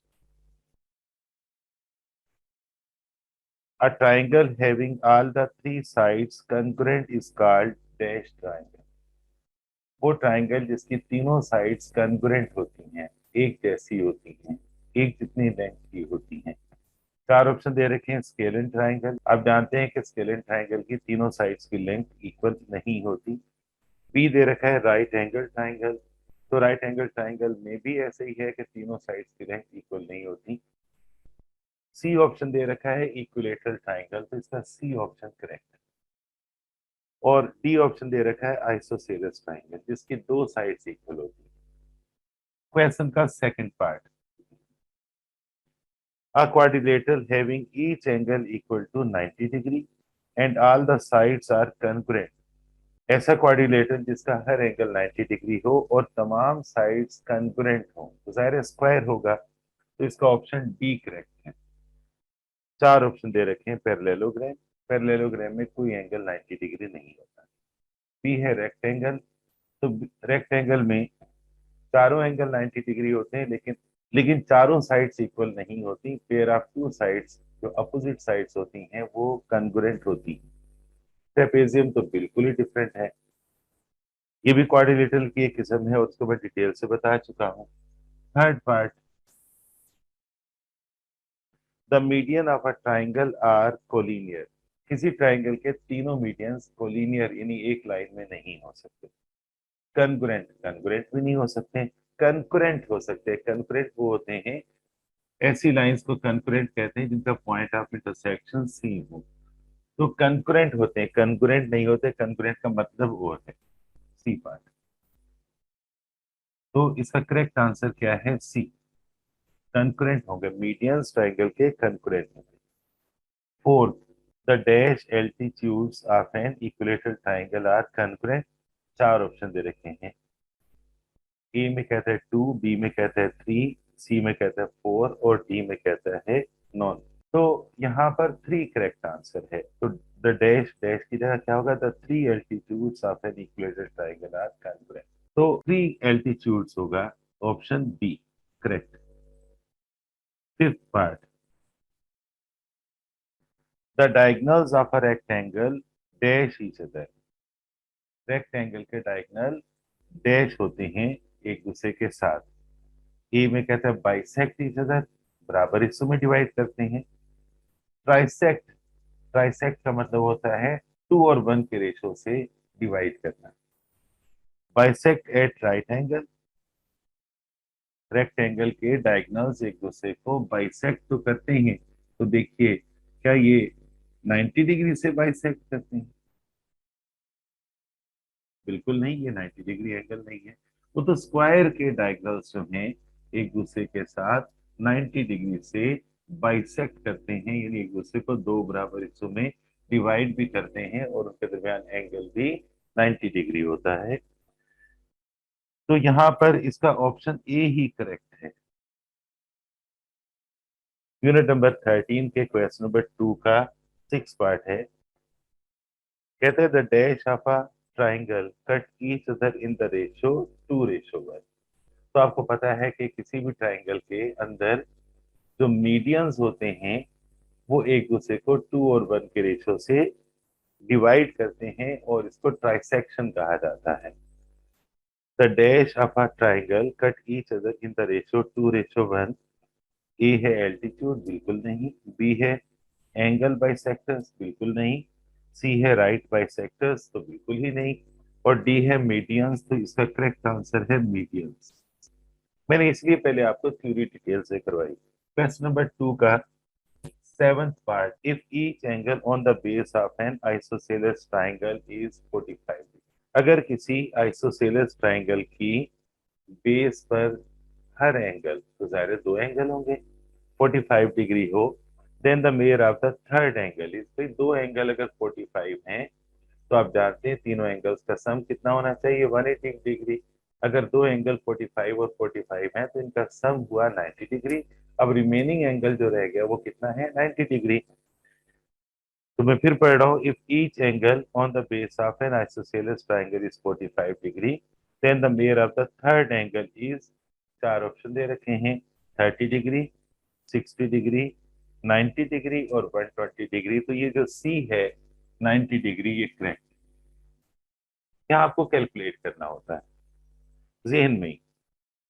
8th part, if the three medians of a triangle are concurrent.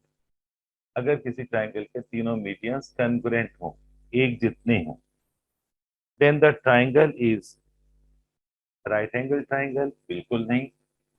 अगर ट्राइंगल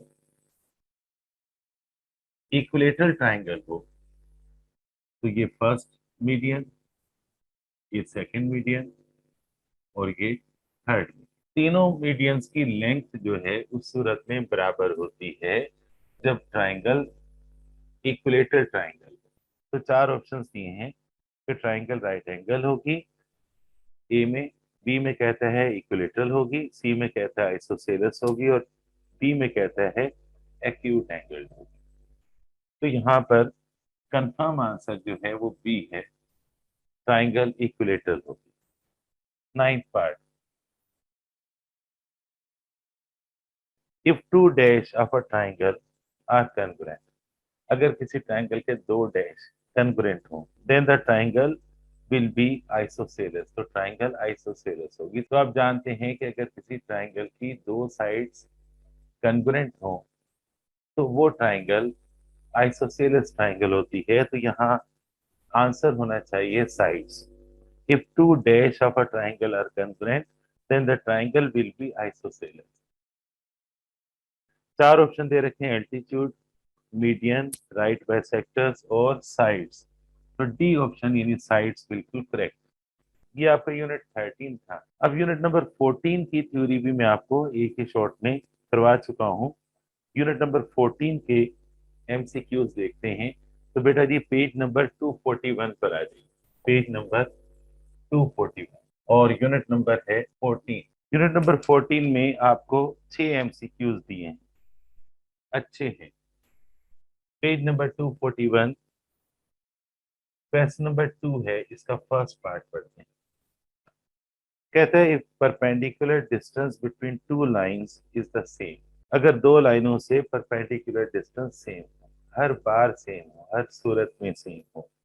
द लाइंस आर, ए में कहता है perpendicular to each other, B में कहता है parallel to each other, C में कहता है इंटरसेक्टिंग टू ईच अदर और डी में कहता है नॉन ऑफ दीज। तो इसका करेक्ट आंसर जो है वो सी है। क्यों? अगर टू लाइंस एक दूसरे को इंटरसेक्ट करती हों तो उन लाइंस के दरमियान जो डिस्टेंस होगा वो सेम होगा। देखिए ये दो लाइनें एक दूसरे को इंटरसेक्ट करती हैं, तो आपने क्या करना है कि इसमें इस एंगल के दो इक्वल पार्ट्स करने वाली एक लाइन बना ली। ये एंगल भी और ये एंगल भी सेम। अब यहाँ पर पॉइंट रखेंगे तो ये डिस्टेंस और ये डिस्टेंस, यहाँ पॉइंट रखेंगे तो ये डिस्टेंस और ये डिस्टेंस सेम होगा। तो अगर दो लाइंस एक दूसरे को इंटरसेक्ट करती हों तो उसके दरमियान जो भी पॉइंट लेंगे उस पॉइंट का डिस्टेंस दोनों लाइन से इक्वल होगा, लेकिन शर्त ये है कि वो पॉइंट बाइसेक्टर्स ऑफ एंगल पर। सेकंड है if two triangles have equal area, अगर दो ट्राइंगल्स का एरिया इक्वल हो then they will be dash be concurrent as well, तो जाहिर है वो दोनों क्या होंगी, लाजमी होंगी कंकरेंट होंगी। कंकरेंट होंगी तो उनका एरिया सेम होगा। तो यहाँ पर बी ऑप्शन करेक्ट है। तीनों ऑप्शंस देख लीजिएगा। थर्ड एमसीक्यू है perpendicular from a vertex of a triangle to its opposite side is called altitude, किसी ट्राइंगल के एक वर्टेक्स से अपोजिट साइड पर जो परपेंडिकुलर होने वाली लाइन होती है उसको एल्टीट्यूड कहते हैं। तो आपके पास इसका सही ऑप्शन जो है वो सी है। हालांकि चार ऑप्शन दिए हैं। मीडियन, आप जानते हैं मीडियन तो एक वर्टेक्स और अपोजिट साइड के मिड पॉइंट को मिलाती है और ये परपेंडिकुलर नहीं होती अपोजिट साइड पर। बी है परपेंडिकुलर बाइसेक्टर, तो परपेंडिकुलर बाइसेक्टर तो आप जानते हैं राइट बाइसेक्टर कहलाता है और राइट बाइसेक्टर के लिए लाजमी है कि वो भले किसी वर्टेक्स से गुजरे या ना गुजरे। सी है एल्टीट्यूड, तो एल्टीट्यूड याद रखिएगा ऐसी लाइन होती है जो किसी ट्रायंगल के एक वर्टेक्स से गुजरती हो और अपोजिट साइड पर परपेंडिकुलर होती। फोर्थ पार्ट में कहता है parallelogram have same base and same altitude are congruent. भाई अगर पैरेललोग्राम्स का बेस भी सेम हो, बहुत सारे पैरेललोग्राम्स हो, दो हो मान लीजिए, उनका बेस भी सेम हो और एल्टीट्यूड भी सेम हो तो उनका एरिया इक्वल होगा। अगर किसी पैरेललोग्राम का एल्टीट्यूड और बेस दोनों बराबर हो तो एरिया का फार्मूला होता है बेस इंटू एल्टीट्यूड। तो यहाँ पर ऑप्शन बी करेक्ट है। Fifth part, two parallelograms have equal bases. They will be having the same area if dash। अब चार ऑप्शन दे रखे हैं, पहले समझ लीजिए। दो पैरेललोग्राम के इक्वल बेस कहते हैं उन दोनों पैरेललोग्राम का एरिया सेम होगा अगर ए पार्ट में देयर एल्टीट्यूड्स आर इक्वल, बिल्कुल ठीक। बी पार्ट में their altitude is the same, ये भी ठीक है। C part they lie between the same parallel lines, ये भी ठीक है। तो इसमें ऑल ऑफ दीज यानी डी जो है वो यूनिट 16 के एमसीक्यूज में पहले भी एक वीडियो में करवा चुका हूं। यहाँ भी इस वीडियो को कंप्लीट करने की खातिर मैं इसके एमसीक्यूज करवा रहा हूँ। याद रखिएगा यूनिट नंबर 15 के एमसीक्यूज किताब में नहीं दिए। तो यूनिट नंबर 16 में एमसीक्यूज के लिहाज से क्वेश्चन नंबर 3 है, पेज नंबर 266। क्वेश्चन नंबर 3 का फर्स्ट पार्ट कहते हैं two perpendicular lines meet at an angle of, दो लाइनें अगर परपेंडिकुलर हों, एक दूसरे पर क्या हो, परपेंडिकुलर हो, तो उनके दरमियान एंगल 90 डिग्री होता है। तो इसका ऑप्शन सी करेक्ट है। चार ऑप्शंस दे रखे हैं 45, 60, 90 और 180। सेकंड में इसने फार्मूला दिया है और पूछा है कि ये कौन सा फार्मूला है, तो इसका ऑप्शन ए है mid point formula. Page number 266 खोल लीजिएगा। मिड पॉइंट फार्मूला क्या होता है, x1 plus x2 upon two comma y1 plus y2 upon two. Question के थर्ड पार्ट में दे रखे हैं दो पॉइंट्स A30 और B03। A30 and B03 are any two points in the plane, then mod AB क्या होगा। तो देखिए मोड AB फाइंड करना यहाँ पर बहुत आसान है। अंडर फार्मूला होगा x2 माइनस एक्स का square plus y2 minus y1 का स्क्वायर। ये y2 है और ये y1 है, डायरेक्ट कर लीजिएगा। तो ये 9 प्लस 9 यानी 9 टू ज़ा 18, और 18 आप जानते हैं 3 इंटू 2 है, चुनांचे ये आपका 3√2 यूनिट होगा। तो इसके चार ऑप्शंस दे रखे हैं 6 यूनिट, 6√2 यूनिट, 3√2 यूनिट और 3√2 यूनिट। तो हम कहेंगे इसका सी भी करेक्ट है और डी भी डबल प्रिंट हुआ है, ये भी करेक्ट है। क्वेश्चन के फोर्थ पार्ट में कहता है the point of intersection of all the three internal bisectors of angles. Internal bisectors of angles का जो पॉइंट ऑफ इंटरसेक्शन है, थ्योरी में मैंने आपको बहुत डिटेल से बताया है कि इसको हम कहते हैं इन सेंटर। फोर्थ पार्ट में कहता है the point of intersection of all the three internal bisectors of the angles. Internal bisectors of angles का जो पॉइंट ऑफ इंटरसेक्शन है उसे कहते हैं इन सेंटर। सेंट्रोइड तो आप जानते हैं ना, मीडियंस का पॉइंट ऑफ इंटरसेक्शन होता है। आर्थो सेंटर आप जानते हैं एल्टीट्यूड्स का पॉइंट ऑफ इंटरसेक्शन होता है। और सरकम सेंटर भी आपको पता है कि ये राइट बाइसेक्टर्स ऑफ साइड्स का पॉइंट ऑफ इंटरसेक्शन है। तो यहाँ चार ऑप्शन दे रखे हैं।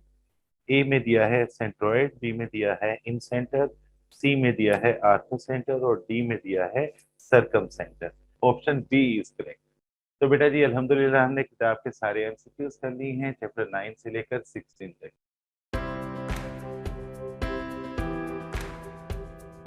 आपको इल्म है ना कि 9th में पहली बार मैथमेटिक्स सिंध बोर्ड में पढ़ाया जा रहा है, बहुत अरसे बाद।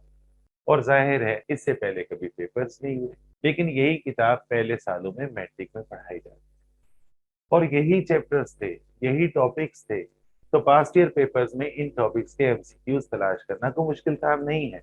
हम थोड़ा एक्स्ट्रा वर्क करना चाहते हैं, कोई रिस्क नहीं लेना चाहते, तो बेटा मैंने यहाँ पर पास्ट ईयर पेपर से एमसीक्यूज कलेक्ट किए हैं। तो देखते हैं पास्ट ईयर पेपर्स में किस तरह से एमसीक्यूज आए। देखिए 2019 में आया था the sum of two complementary angles is, चार ऑप्शन थे 180 डिग्री, 45 डिग्री, 90 डिग्री और 360 डिग्री। तो आपको पता है कि the sum of two complementary angles हमेशा 90 डिग्री होता है। यानी अगर दो एंगल्स को आपस में ऐड करें तो उनका जो सम है वो 90 डिग्री होगा। चुनांचे दोनों एंगल्स को एक दूसरे का कॉम्प्लीमेंट्री कहें। उसने चार ऑप्शन दे रखे थे 180 डिग्री, 45 डिग्री और 90 डिग्री और 360 डिग्री। इसके बाद 2018 में साइट पर ये क्वेश्चंस की लिस्ट पूरी आ रही है। मैंने इसका नंबर 2 कह दिया है, नंबरिंग तो मैंने खुद की है। The sum of all angles of a parallelogram is 360 degree. Parallelogram के सारे एंगल्स का सम जो है वो 360 डिग्री हो। एमसीक्यूज नोट करते जाइएगा, बड़े हैं। 2017 में कहते हैं the sum of supplementary angles. तो सप्लीमेंट्री एंगल्स ऐसे एंगल्स होते हैं जिनका सम जो है 180 डिग्री होता है। तो the sum of supplementary angles is, option दे रखे हैं 90 डिग्री, 180 डिग्री, 360 डिग्री या नॉन ऑफ दीज। 2016 में एमसीक्यू आया था an angle measuring greater than 90 degree. मैं यहाँ लिख नहीं पाऊंगा, तो ये बताता जा रहा हूँ साइड पर ये एमसीक्यूज आ रहे हैं। N angle measuring 90 degree is called, तो 90 डिग्री से बड़ा एंगल ऑब्ट्यूज एंगल होता है, तो करेक्ट आंसर वहां पर रेड है और वो ऑब्ट्यूज एंगल है। नंबर 5, ये भी 2016 में आया, 2015 में आया। A triangle having no sides congruent is called dash triangle, तो ऐसी ट्राइंगल जिसकी कोई साइड भी कंग्रुएंट नहीं होती वो स्केलेन ट्राइंगल होती है। तो यहाँ चार ऑप्शन दे रखे हैं, राइट, ऑब्ट्यूज, आइसोसेलेस और स्केलेन। तो स्केलेन ट्राइंगल ऐसी ट्राइंगल होती है जिसकी तीनों साइड्स कंग्रुएंट नहीं होती, इक्वल नहीं होती, लेंथ में बराबर नहीं होती। 2016 में फिर आया था, तीन एमसीक्यूज आए थे 2016 में, देखिएगा साइड पर लिखे हैं। In an equilateral triangle each angle is of, equilateral triangle में हर एंगल कितना होता है, 60 डिग्री होता है। तो चार ऑप्शन दे रखे हैं, 35 डिग्री, 45 डिग्री, 90 डिग्री और 60 डिग्री। तो करेक्ट आंसर है 60 degree. Next multiple choice question जो है वो 2014 में आया था, स्क्रीन पर आपके सामने है। कहता है a quadrilateral having opposite sides parallel, a quadrilateral having opposite sides parallel, ऐसा क्वाड्रिलेटरल जिसकी अपोजिट साइड्स पैरेलल हो, आप जानते हैं पैरेललोग्राम कहलाता है। चार ऑप्शन दे रखे हैं, ए है ट्रेपेजियम, बी है पैरेललोग्राम, सी है रोम्बस और डी है ट्राइंगल। आपको ये चारों के बारे में पता होना चाहिए। ट्रेपेजियम में तो अपोजिट साइड्स पैरेलल नहीं होती, दो अपोजिट साइड्स पैरेलल होती हैं लेकिन लेंथ में बराबर नहीं होती, और रिमेनिंग टू साइड्स जो है वो पैरेलल नहीं होती लेकिन लेंथ में बराबर होती हैं। पैरेललोग्राम वाहिद क्वाड्रिलेटरल है जिसके अपोजिट साइड्स आपस में पैरेलल होती हैं, जिसका ऑप्शन बी करेक्ट है। नेक्स्ट है 2012 में आया था, कहते हैं in a right angle triangle side opposite to 90 degree, right angle triangle में 90 डिग्री की अपोजिट साइड को चार ऑप्शन दे रखे हैं। कहता है हाइपोटेनस कहते हैं, बी में कहते हैं बेस कहते हैं, सी में कहते हैं परपेंडिकुलर कहते हैं और डी में कहते हैं नॉन ऑब्टयूज। तो आपको याद होना चाहिए कि 90 डिग्री के अपोजिट साइड को हमेशा हम हाइपोटेनस कहते हैं। राइट एंगल ट्राइंगल में 90 डिग्री की अपोजिट साइड को हमेशा हम हाइपोटेनस कहते हैं, और ये बकिया दोनों साइड्स के लिहाज से लेंथ में उनसे बड़ा होता है। 2010 में आया था, if two angles are complementary, अगर दो एंगल्स कॉम्प्लीमेंट्री हो, ईच ऑफ देम, तो उनमें से हर एक, इज एन डैश एंगल, तो जाहिर है अगर दो एंगल कॉम्प्लीमेंट्री हैं, यानी दो एंगल्स कॉम्प्लीमेंट्री का मतलब ये है कि उनका सम 90 डिग्री है, तो दोनों एंगल 90 डिग्री से छोटे होंगे यानी एक्यूट एंगल्स होंगे। तो यहाँ पर चार ऑप्शन दे रखे हैं, ए में कहता है राइट, बी में कहता है ऑब्ट्यूज, सी में कहता है एक्यूट और डी में कहता है नॉन ऑब्ट्यूज। तो एक्यूट इसका करेक्ट आंसर। नंबर 10, ये भी 2010 में आया था, इन सिमिलर ट्राइंगल, एक जैसी ट्राइंगल्स में dash are congruent, dash congruent होते हैं। चार ऑप्शन दे रखे हैं, ए में कहता है साइड्स, बी में कहता है एंगल्स। एक जैसी ट्राइंगल्स हैं, साइड्स भी और एंगल्स भी कन्ग्रुएंट होंगे, तो ऑप्शन है ए में साइड्स, बी में एंगल्स, सी में है एंगल्स एंड साइड, सी में है एंगल्स एंड साइड्स और डी में है हाइपोटेनस। तो देखिए सी करेक्ट आंसर है, सिमिलर ट्राइंगल्स में एंगल्स और साइड्स कॉन्ग्रुएंट होते हैं। 2010 में एक और आया था, one and only plane passes through dash non collinear points. तो प्लेन, प्लेन आप जानते हैं, ये पूरा एक पेपर है। तो यहाँ पर दो पॉइंट से तो लाइन गुजरती है और तीन नॉन कोलिनियर पॉइंट से जो है वो पेज गुजरता है, प्लेन गुजरता है। तो इसके चार ऑप्शंस हैं, ए में कहते हैं वन, बी में कहता है टू, सी में कहता है थ्री, डी में कहता है नॉन ऑब्वियस। फिर पढ़ रहा हूँ, one and only plane pass through, plane, paper, ये पेपर भी क्या है, प्लेन है, और इसके कितने कोने हैं, इसके चार कोने हैं। तो कम से कम तीन पॉइंट्स को मिलाने वाली ट्राइंगल भी प्लेन ही होती है।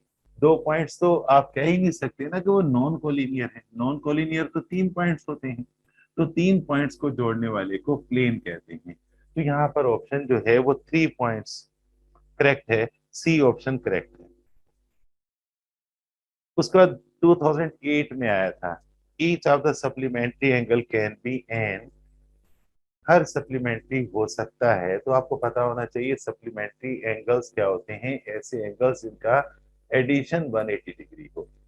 तो सप्लीमेंट्री एंगल्स ऐसे एंगल्स कहलाते हैं जिनको जमा करने से 180 डिग्री आए।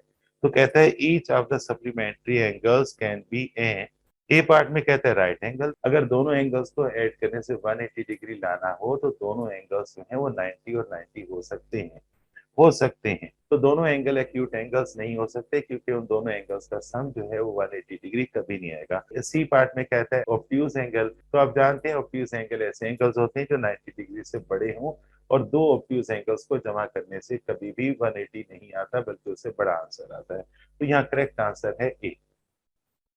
इसके बाद 2005 में एमसीक्यू आया था जिसके तीन ऑप्शन दे रखे थे। The sum of all the angles of a quadrilateral. Quadrilateral के सारे एंगल्स होते कितने, चार एंगल्स होते हैं। तो किसी क्वाड्रिलेटरल के सारे एंगल्स का जो सम है याद रखिएगा 360 डिग्री होता है। यहाँ पर तीन ऑप्शन दे रखे हैं 180 डिग्री, 360 डिग्री और 630 डिग्री। अब जो मैं एमसीक्यूज मैंने निकाले हैं ये आपकी पुरानी किताब से निकाले हैं। कहते हैं the sum of measure of the three angles of a triangle. किसी ट्राइंगल के तीनों एंगल्स का सम जो है, चार ऑप्शन दे रखे हैं 90, 180, 360, 270। तो जनाब आपको पता है कि किसी भी ट्राइंगल के तीनों एंगल्स का सम जो है वो 180 डिग्री होता है। नेक्स्ट एमसीक्यू है the measure of two angles of a triangle are 60 and 80 degree. किसी ट्राइंगल के दो एंगल्स 60 और 80 डिग्री हैं। The measure of the third angle will be. तो तीसरा एंगल क्या हो? तो देखिए एक एंगल 60 है, दूसरा 80 डिग्री है, तो दोनों एंगल्स का सम 140 डिग्री होगा। आपको पता है कि किसी भी ट्राइंगल के तीनों एंगल्स का सम 180 डिग्री होता है। तो आप 180 डिग्री में से 60 प्लस 80 यानी 140 माइनस कर दीजिए तो आपके पास आएगा 40 डिग्री। तो यहाँ पर चार ऑप्शन दे रखे हैं। ए में कहते हैं 60 डिग्री, बी में कहता है 40 डिग्री, सी में कहते हैं 80 डिग्री और डी में कहता है 20 डिग्री। नेक्स्ट एमसीक्यू है a quadrilateral whose diagonals bisect perpendicularly. ऐसा क्वाड्रिलेटरल जिसके डायगोनल्स एक दूसरे को परपेंडिकुलरली बाइसेक्ट करती हो तो जाहिर है वो स्क्वायर होता है। आपने स्क्वायर की थ्योरी समझी थी कि स्क्वायर के दोनों डायगोनल्स जो हैं एक दूसरे को बाइसेक्ट भी करते हैं और परपेंडिकुलरली बाइसेक्ट भी करते हैं, यानी डायगोनल्स के दरमियान एंगल जो है वो 90 डिग्री होता है। पैरेललोग्राम में ऐसा नहीं हो सकता, रेक्टेंगल में ऐसा नहीं हो सकता, रोम्बस में भी ऐसा नहीं हो सकता, ट्रेपेजियम में भी ऐसा नहीं हो सकता। नेक्स्ट एमसीक्यू है the base angles of a parallelogram are. किसी पैरेललोग्राम के बेस एंगल्स मैंने आपको समझाए थे, कहते हैं उनका सम जो है वो क्या होगा। चार ऑप्शन दे रखे हैं। कॉम्प्लीमेंट्री बिल्कुल नहीं होगा, कॉम्प्लीमेंट्री का मतलब है दोनों एंगल्स का सम 90 डिग्री हो जाए। बी में कहते हैं सप्लीमेंट्री एंगल, तो ये करेक्ट आंसर है। सप्लीमेंट्री एंगल का मतलब होता है दोनों एंगल्स का सम 180 डिग्री हो जाए। सी में कहता है कॉन्ग्रुएंट, बिल्कुल गलत है। दोनों एंगल्स कॉन्ग्रुएंट हो ही नहीं सकते, एक छोटा होता है यानी एक एक्यूट होता है और दूसरा ऑब्ट्यूज होता है। और डी में कहता है बोथ एक्यूट, तो ये भी गलत है। 2014 में सर्कल से रिलेटेड एमसीक्यूज आए तो मैंने सर्कल से रिलेटेड एमसीक्यूज अलग कर दिए, क्वाड्रिलेटरल से रिलेटेड एमसीक्यूज अलग किए हैं। कहते हैं half of the diameter is called. Diameter का आधा जो है वो रेडियस होता है। आपको पता है चैप्टर 16 में आपने सीखा था कि किसी भी सर्कल के डायमीटर का हाफ जो है वो रेडियस कहलाता है। तो ये कहता है half of the diameter is called. A part में परपेंडिकुलर, बी में रेडियस, सी में कॉर्ड और डी में सेकंड। तो यहाँ करेक्ट आंसर है रेडियस। 2013 में बिल्कुल ये रिपीट हुआ था, कहता है diameter is twice of the. तो आपको पता है रेडियस, तो करेक्ट आंसर इसका रेडियस है। 2010 में कहता है the chord which pass through the centre of a circle. वो कॉर्ड जो सर्कल के सेंटर से गुजरता हो, वो कॉर्ड जो सर्कल के सेंटर से गुजरता हो उस कॉर्ड को डायमीटर कहते हैं। The chord which passes through the centre of a circle is called diameter. तो ए ऑप्शन इसका करेक्ट है। बी रेडियस गलत है, सी सेकंड गलत है और डी टेंजेंट गलत है। 2019 और 2010 में ये एमसीक्यू आया था the point of concurrency of medians of triangle. किसी ट्राइंगल के तीनों मीडियंस का पॉइंट ऑफ कंकरेंसी आप जानते हैं सेंट्रोइड कहलाता है। ये शुरू में मैंने आपको थ्योरी में समझाया था और आपको पता होना चाहिए कि थ्योरी बड़ी अहम होती है। इसीलिए एमसीक्यूज करवाने से पहले मैं आपको पूरी थ्योरी करवाता हूँ ताकि आपको एमसीक्यूज करने में आसानी हो जाए। तो the point of concurrency of the medians of a triangle is called. A part में कहते हैं सेंट्रोइड, ये करेक्ट है। बी में कहते हैं सर्कम सेंटर, गलत है। सर्कम सेंटर क्या होता है मैंने आपको समझाया था। सी पार्ट में इन सेंटर और डी पार्ट में नॉन ऑफ दीज। ये एमसीक्यू 2019 में भी आया, 2010 में भी आया। इसके बाद अगला एमसीक्यू है जो 2017 में भी आया, 2012 में भी आया, स्क्रीन पर आ रहा है। The point through which medians of triangle pass, वो पॉइंट जिसमें से मीडियन गुजरती हो, तो जाहिर है वो सेंट्रोइड ही होगा। तो यहाँ भी चार ऑप्शन दे रखे हैं, इसमें करेक्ट आंसर जो है वो सेंट्रोइड है। इसके बाद 2016 में, 14 में, 99 में, 3 साल है, ये एमसीक्यू आया था। A circle which pass through all the three vertices of a triangle is called, वो सर्कल जो किसी ट्राइंगल के तीनों वर्टाइसेस से गुजरता हो, देखिए मैंने ट्राइंगल बना ली, तो वो सर्कल जो किसी ट्राइंगल के तीनों वर्टाइसेस से गुजरता हो, उस सर्कल को हम कहते हैं सर्कमस्क्राइब्ड सर्कल। वो सर्कल जो किसी ट्राइंगल के तीनों वर्टाइसेस से गुजरता हो, देखिए मैंने यहाँ पर ये सर्कल ट्राइंगल के तीनों वर्टाइसेस को टच करता हुआ गुजरता है, इस सर्कल को कहेंगे सर्कमस्क्राइब्ड सर्कल।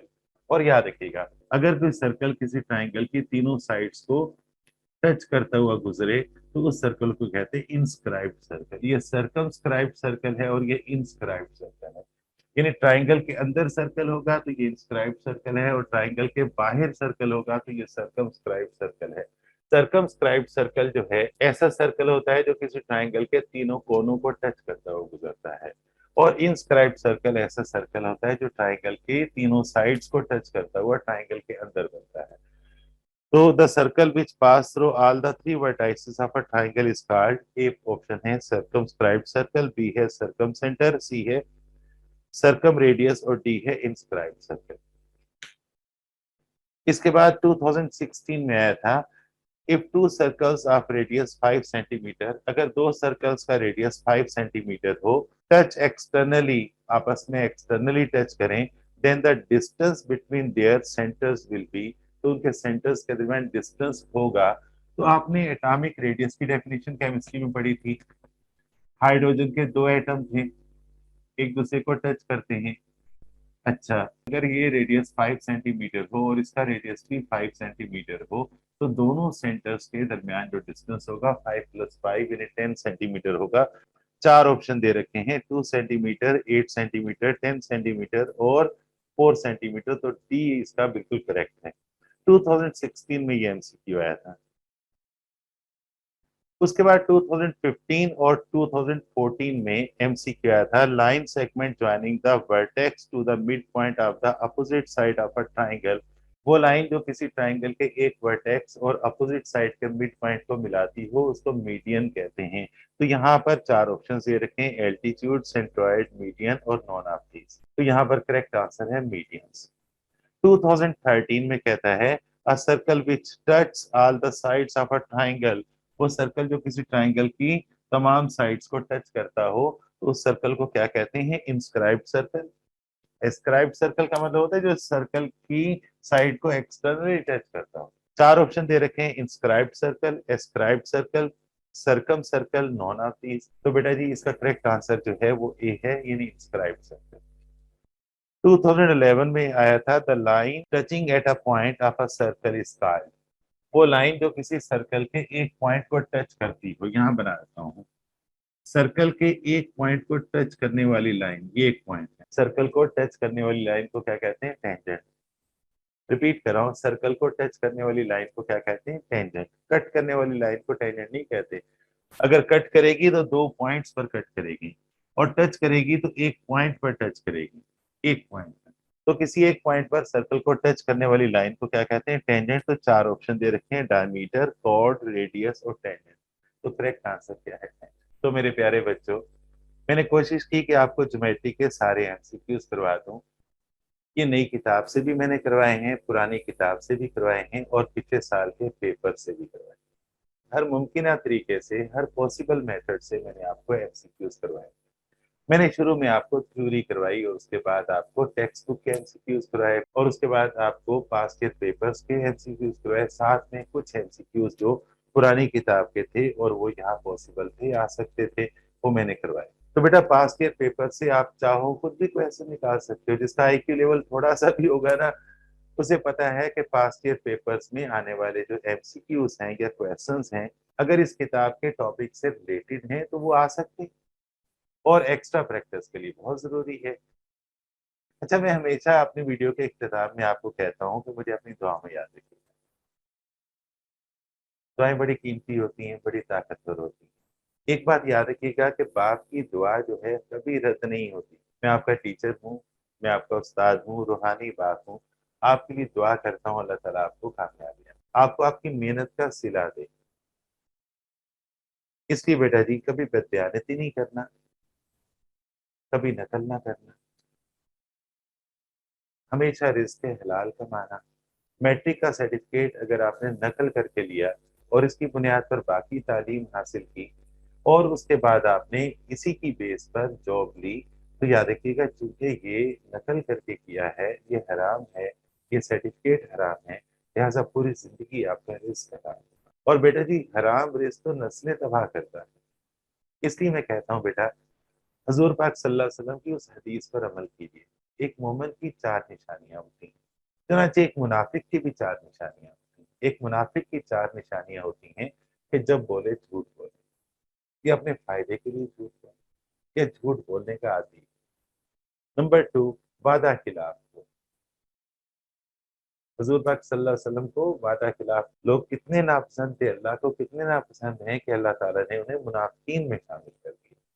नंबर थ्री, बददयानत हो। बददयानत यानी उसके पास अमानत रखवाई जाए और वो बददयानती करे। क्या नकल करने वाला बददयानत नहीं होता? ये मुनाफिक की तीन निशानियां हैं और मैंने कहीं पढ़ा था मुनाफिक दोजख के सबसे बुरे, सबसे निचले दर्जे पर होता है, काफर से भी बदतर दर्जे में। तो बेटा कभी भी मुनाफिक नहीं बनना। तो बेटा जी कभी भी मुनाफिक ना बनना, रिस्क हलाल कमाना, अपने रिस्क को हराम मत करना, अपने फायदे की खातिर नकल ना करना बेटा। तो बेटा जी मुझे अपनी दुआओं में याद रखिएगा। आप मेरी मोहब्बतों में शामिल हो, आप मेरी दुआओं में शामिल हो। आप एमई के बेहतरीन स्टूडेंट हो, मेहनती हो, ईमानदार हो, मोहब्बत करने वाले हो।